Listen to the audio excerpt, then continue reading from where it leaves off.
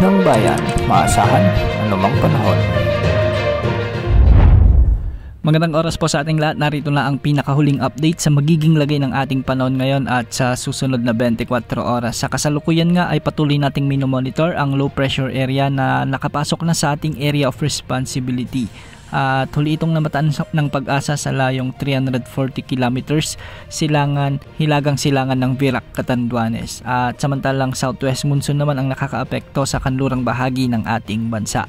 Unahin natin ang southwest monsoon o habagat na weather system at ngayon ay nagdadala na ito ng maulap na kalangitan na may mga kalat-kalat na pagulan at thunderstorms sa Metro Manila, Cavite, Laguna, sa may Batangas, Rizal kasama na ang Mimaropa, Western Visayas. Ganitong panahon din ang inaasahan dulot ng habagat sa Negros Island Region, Zamboanga Peninsula, Bangsamoro Region at Sorsogon. Mapapansin natin na sa ating satellite animations ay concentrated ang mga pag-ulan dulot ng habagat sa mga lugar na ito dahil sa low pressure area na nasa silangan ng Visayas. Hinihila nito o kaya naman ay pinalalakas ang southwest monsoon.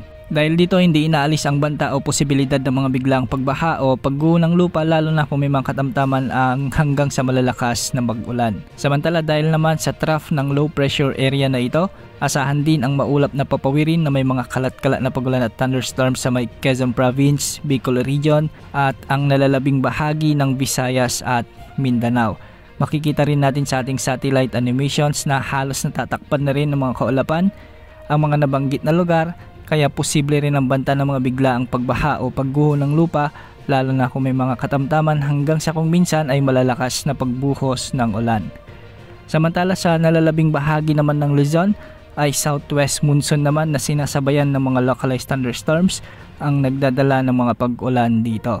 Maraming lugar din sa nalalabing bahagi ng Luzon ang nakakaranas ng bahagyang maulap hanggang sa maulap na kalangitan na may mga isolated rain showers and thunderstorms. Posible pa rin ang banta ng mga biglang pagbaha o pagguho ng lupa lalo na kung may mga umiiral na severe thunderstorms. Ayon sa Pag-asa, nasa katamtaman na ang tsansa ng LPA na ito na lumakas bilang bagyo sa susunod na 24 oras at kung sakaling lumakas ito, tatawagin ito sa local name na Bagyong Auring, ang pinakaunang bagyong mabubuo na pumasok sa ating PAR ngayong taon at ngayong buwan ng Hunyo.